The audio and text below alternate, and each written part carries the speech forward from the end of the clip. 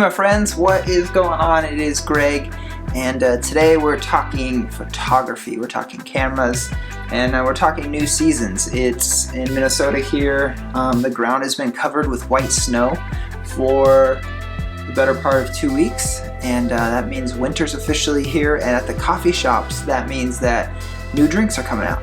We change our drinks seasonally, and now we rolled out our new winter drinks, and that was a great opportunity for Catherine and I to do a quick photo shoot together.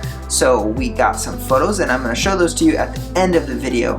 But part of the reason that I wanted to share this photo shoot with you is because I've been a long time Sony shooter. This has been kind of my go-to camera, Sony a7III. For a while I shot Panasonic cameras, and then I picked up this Sony a7III about a year and a half ago. I don't know, it was like right after it came out, and then I picked up a Sony APS-C camera that was kind of my B cam, and I've really enjoyed shooting Sony, but I've had some issues with it, to be honest with you. It's not the easiest system in the world to use. I feel like Sony, you can do everything, but then you also are limited by the fact that you can do everything, and sometimes creativity needs some constraints. Sometimes it just, like, to pull this out, set it up, record something, to get the shot, there's this lag in the system, and it just started to drive me a little bit nuts. I'm so used to having my iPhone, and I can pull it out, do anything, and there's no lag on it anytime. But I pull this out, I turn it on, I wait a second, it finally turns on. Hit the record button, I have to watch the back screen so I know when it starts recording, and that started to get old, and so I started to experiment and see what else is out there. And the camera landscape is something that is frustrating at best. I feel like if you're a photographer, videographer, you know this, but every camera company almost makes the perfect camera for you. Like, this is almost the perfect camera for me, minus two things. The first is just the ease of use. I just want it to be quicker, easier to use, easier to grab the shot, easier to grab the video, just get it done, get out of the way. I feel like I had to fiddle with this too much. The second thing is the flip screen. You know, I came from Panasonic. Most of their cameras have flip screens. I got used to it. I sacrificed that. I was okay with that with the Sony for a while, but I'm starting to realize more and more that that goes in the ease of use category. Just having a flip out screen is something that makes shooting a video like this 100 times easier for me. So those were my issues with the Sony a7III, and so I recently picked up the camera that you are watching right now. It's the, I guess you could probably guess it, it's probably in the title of this video, but it's the Canon EOS R. And on paper it's like, why would you buy the Canon? Why would you step back? And from a technological standpoint, it feels like you're stepping back in time.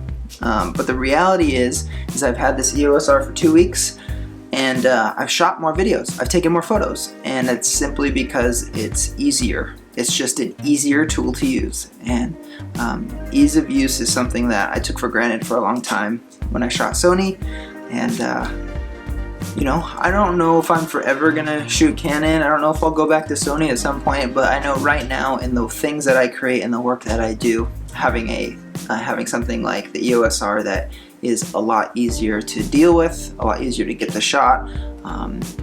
It's just, everything is easier about it. And so maybe call me a lazy photographer, videographer, but ease of use is something that I've overlooked to this entire point. So the Sony a7III has sat on my desk right here for the better part of the last 2 weeks, and I've had the EOS R the whole time. It's crazy because, you know, the lenses and the stuff I have for the Sony system are substantially better than what I have the EOS R. The EOS R, I just have this one lens. It's the RF35 1.8, and on this system I have the 85, and then I have this lens, the 16-35 2.8. Like, this is a good lens.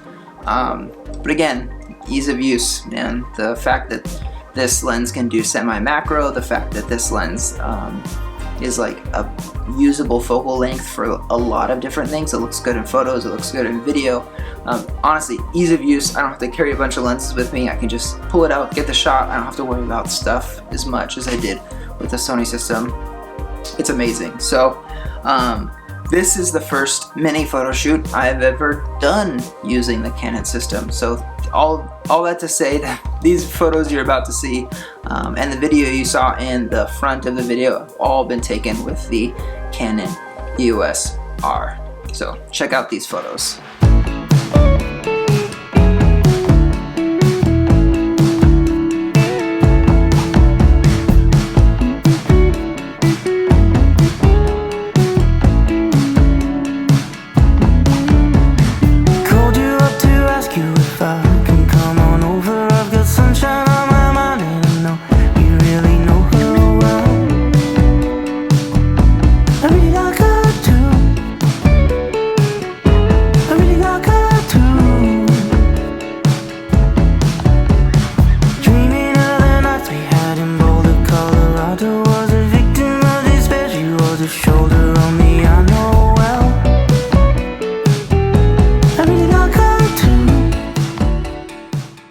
Alright guys, I don't do a ton of gear videos. I like to talk about photography and life and just regular stuff happening, but I did think it was kind of a cool thing to do a photo shoot with a camera that was my first photo shoot with the EOS R, and so I thought that would be a cool opportunity, cool thing to share with you. The Sony is still sitting on my desk, and the EOS R is my everyday carry. So I haven't decided if I'm going to sell this yet. I have started selling off my APS-C Sony equipment, but I still am kind of stuck on this. There's like the idea of the dynamic range you get in photos, the idea of the 20 frames per second you get in video are all things that make me not want to sell my Sony camera. But at the same time, if I'm not using it, I shouldn't keep it. So help me out. What would you do? What are you doing? Are you a Sony shooter? Are you a Canon shooter? Are you gonna switch? Did you enjoy the photos? Anyways guys, that's all I got. Give a thumbs up if you like this video, and subscribe if you're new around here, and I'll see you guys later. Peace.